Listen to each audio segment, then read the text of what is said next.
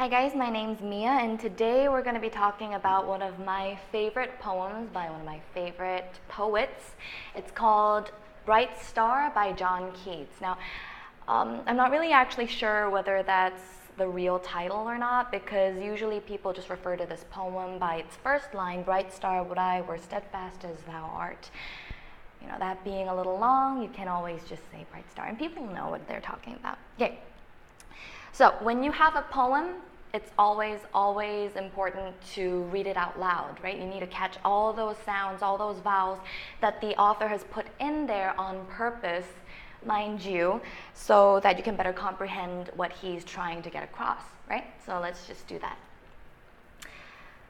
Bright star, would I were steadfast as thou art, not in lone splendor hung aloft the night, and watching, with eternal lids apart, like nature's patient, sleepless eremite, the moving waters at their priest-like task of pure ablution round earth's human shores, or gazing on the new soft-fallen mask of snow upon the mountains and the moors.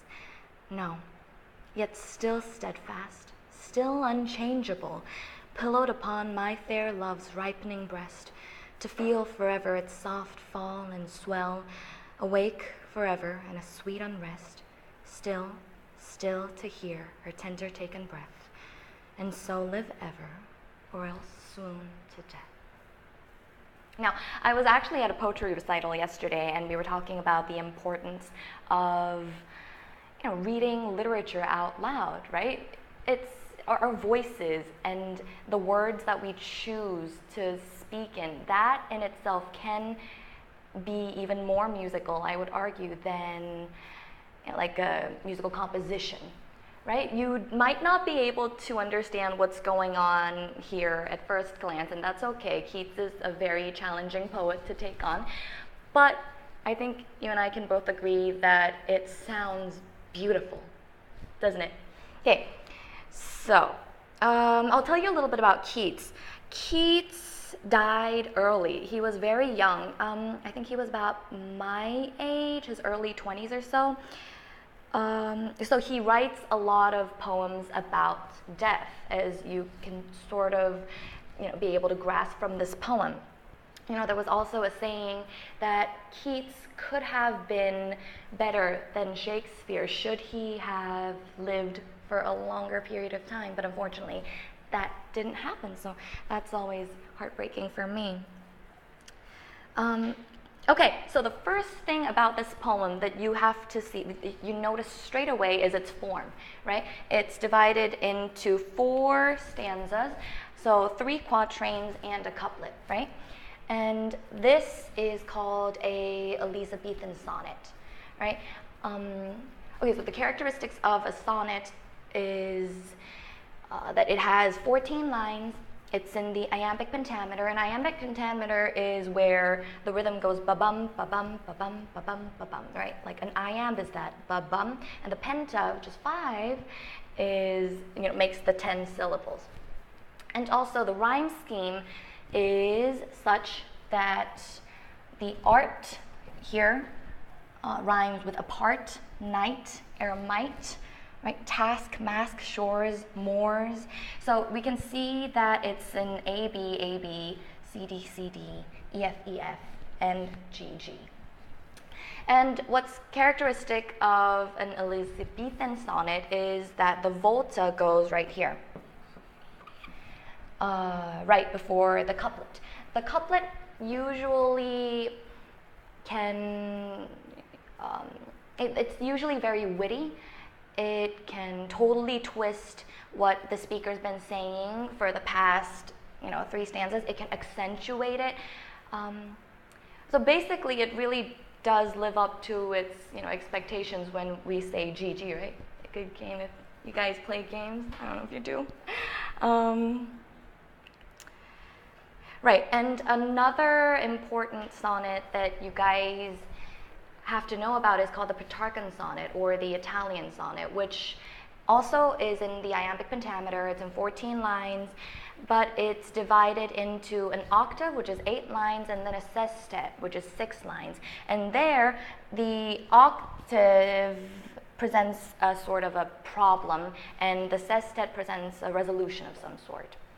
And here, this is sort of the resolution. So getting into the poem, because of our time restraints, I'm going to focus on the first stanza, the first quatrain. What you have to do in a poem, first of all, after you read it out loud, is make sure you understand everything that's going on, just word for word, like what's literally happening in the poem, right? So let's just go through the words that you might not understand. Let's see.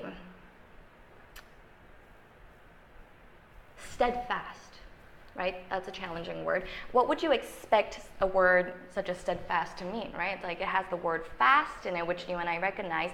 Steadfast, you would expect it to mean something like, moving really quickly or, changing. But it's actually the opposite. It means unchanging, right? So this is where Keats' genius shows, where he chooses a word that means unchanging, but he also does it in a form that accentuates the fact that it is also moving, right? Another, feat of brilliance by Keats is lone splendor, right? We all know that lone means, being alone, 혼자 있다, right? And splendor is this glow, right? Like a star glows. But also, what's interesting about this phrase right here is that, we don't really usually think of being alone as some great, radiating, brilliant thing. We think of being alone as sad and maybe even a little pathetic. I don't know. But this here, because he uses two contrasting words and then puts them together, it's called an oxymoron, by the way. He accentuates both the meanings by doing that. Another word we can focus on is eremite, right? An eremite basically means a hermit, so like somebody who lives alone, somebody who is reclused from society. Yeah, I think that's about all the difficult words in the first quatrain.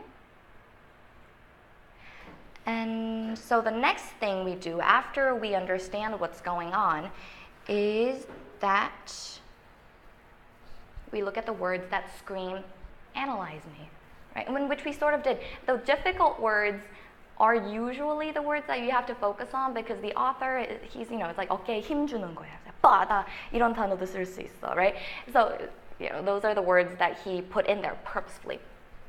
Right, and I've explained steadfast.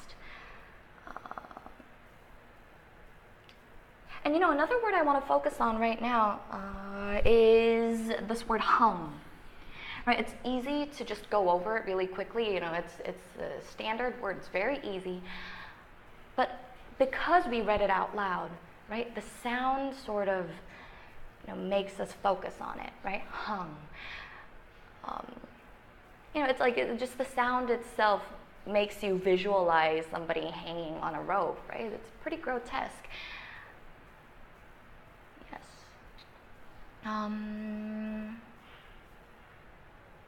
Right. So how I interpreted the poem is, because there can be different interpretations, and that's, what makes a certain piece of literature interesting is that a lot of people can have different interpretations, is that the speaker wants to be in this state of living forever, right? But also, if you think about it, that's impossible because the state of living is also a state of dying, right? So he expresses the transience of life and just his regrets that he can't be around forever, especially like he knew he was talented, Keats, and he wanted to shine like this star and show off his talents to the world, but he also knew that he was dying and he regretted it, I guess. Yes.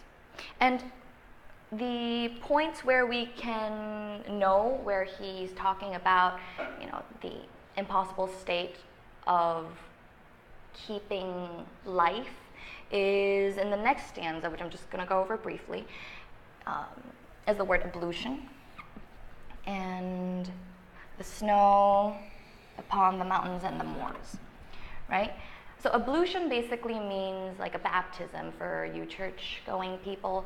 And a baptism is symbolic of actually being reborn, right? Once you go into the water, once they sprinkle holy water on you, you are dead, and then you are reborn as this clean, sinless person.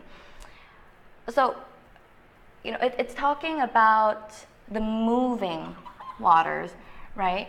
Purifying this earth. And so it's like, in order for this earth to keep on living, it needs to be constantly reborn, which also means that it needs to be constantly dying, right? And the snow upon the mountains and the moors is just visually symbolic of, the mountains being a symbol of life and fruitfulness, and the snow being your standard symbol of death, just, accumulating on that life one snowflake at a time. Yeah, I think that's all the time we have for today. I hope you guys enjoyed it. I hope this demo was helpful, and I hope to hear from you guys soon.